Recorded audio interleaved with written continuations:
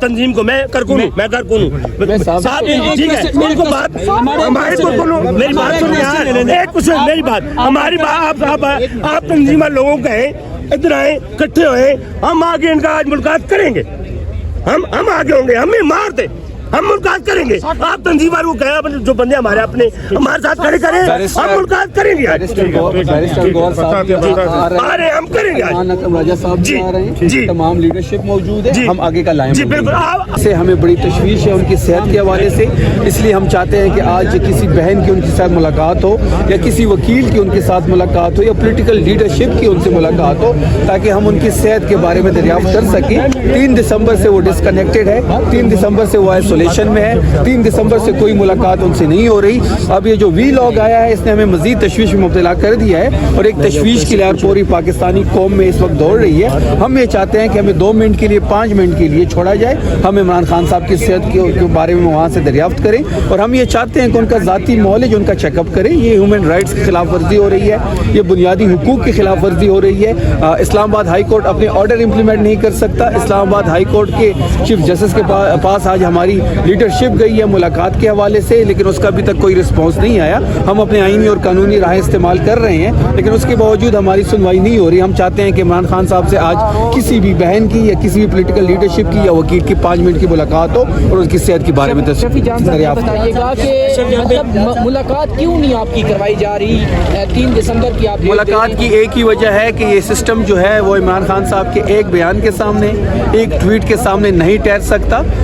ان کا ایک بیان، پہلے انہوں نے ان کے نام پہ پابندی لگائی، پھر تصویر پہ پابندی لگائی، اب بیان پہ بھی پابندی لگا دی۔ بیان پہ پابندی لگانے کا مقصد یہ ہے کہ یہ جو ہائیبرڈ نظام بنا دیا گیا ہے اسٹیبلشمنٹ کے ساتھ مل کے، وہ ایک خان صاحب کی ٹویٹ کے سامنے نہیں ٹھہر سکتا۔ شریف بھائی ایک کوسچن میں جو یعنی کہ نقل مکانی کی گئی ہے وہ مشیران کی مشاورت سے کی گئی ہے، کس کی مشاورت سے؟ مقامی مشیران جو ہے دیکھیں جو نقل مکانی کی گئی ہے وہ فیڈرل حکومت نے اور اسٹیبلشمنٹ نے جس طرح ملٹری آپریشن ہمارے اوپر مسلط کر دیا گیا ہے، یہ انہی لوگوں نے وہاں پہ جبری انخلا کیا ہے۔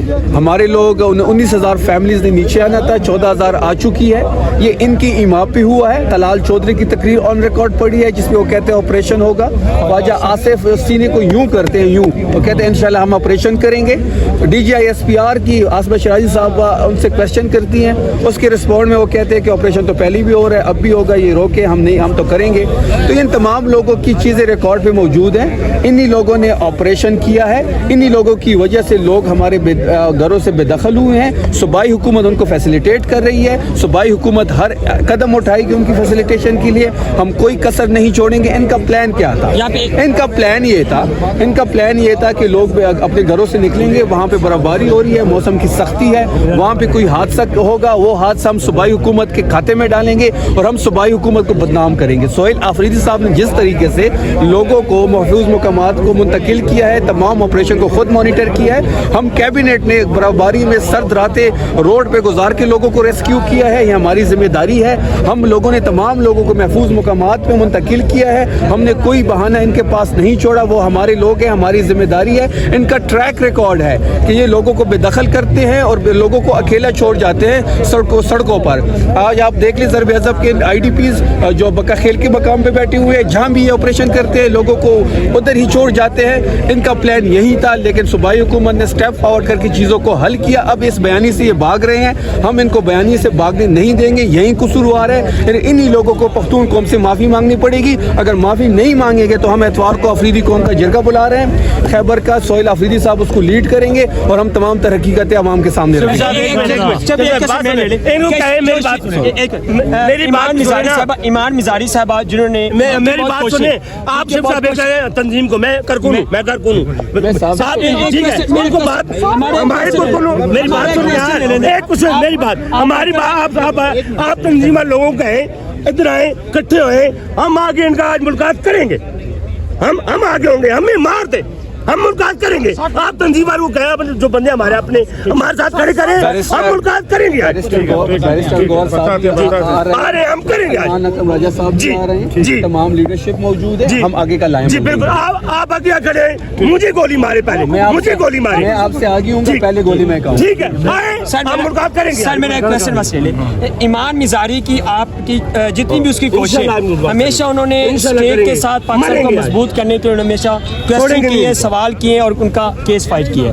सवाल यहाँ पे ये जन्म लेता है कि जिस तरह उसकी तजलील की गई, उनके पूरा जितनी वोकल बरादरी है, मुझे तो शर्म आ रही जिस तरह उनको उठा कर उन्हें फेंका गया।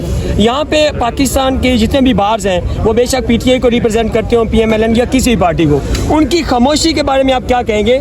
आज एक ईमान मिजारी है, कल कोई भी होगा। रूल ऑफ लॉ के लिए वकीलों को आगे आना पड़ेगा। रूल ऑफ लॉ के लिए वकीलों को अपना रोल प्ले करना पड़ेगा। रूल ऑफ लॉ को वकील का जो काला कोड है वो बड़ा मैटर करता है। 2007 की तहरीक इफ्तिखार चौधरी की, परवेज़ मुशर्रफ की जो एग्जैक्ट था वो भी वकीलों की वजह से हुआ था। पाकिस्तान को भी एक वकील ने बनाया है। रूल ऑफ लॉ के लिए उनको आगे आना पड़ेगा। आज एक ईमान मिजारी है, कल फिर हम सबका नंबर। यहाँ पे आखिरी क्वेश्चन जब लोग बाकी साहब भी खड़े कि देखिए ये बात कहाँ पे वकील है ना, ये वकील आगे आए, वकील आगे आए, इनसे कानून से पूछे, इनका रोजनामा और ऑर्डर चेक करें इनका, पुलिस वालों का। आए वकील आ गए आगे, वकील इधर आए, थैंक यू।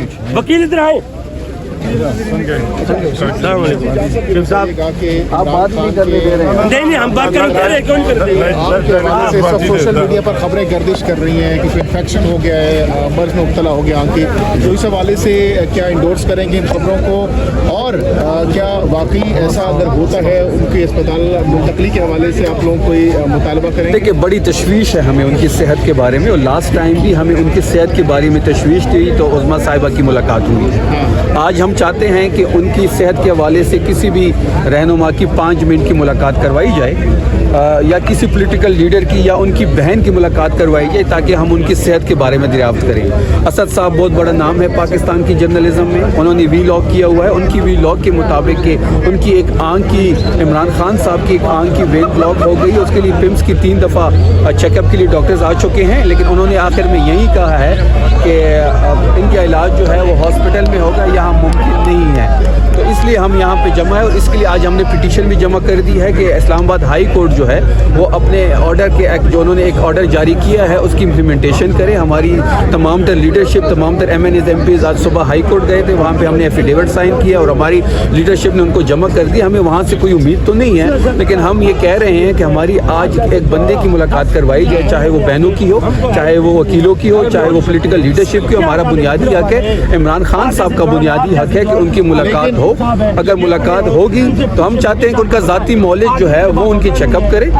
हमें उनकी सेहत के बारे में बड़ी तशवीश है, और पूरी पाकिस्तानी कौम का इस बारे में बड़ी तशवीश है, क्योंकि वो पाकिस्तान का पॉपुलर लीडर है। हमने जब इस हवाले से सवाल किया तो उन्होंने कहा कि मुझे नहीं पता इन लोगों को कौन ये खबरें देता है। उन्होंने मुकम्मल तौर पर डिनाई किया खबरों को। उन्होंने कहा कि रसाई नहीं है तो फिर खबर कहाँ से आ गई है? देखिए, वी लॉक की मैंने शुरू में बात की कि असद साहब ने वी लॉक किया है, और वो एक ये तो आप असद साहब से पता कर ले। हम तो उस वी लॉक के बेस पे आपसे बात कर रहा हूँ। वो पाकिस्तान के जर्नलिज्म का बहुत बड़ा नाम है। मुझे तो नहीं लगता कि वो ऐसी कोई ऐसी खबर ब्रेक करेगा जिससे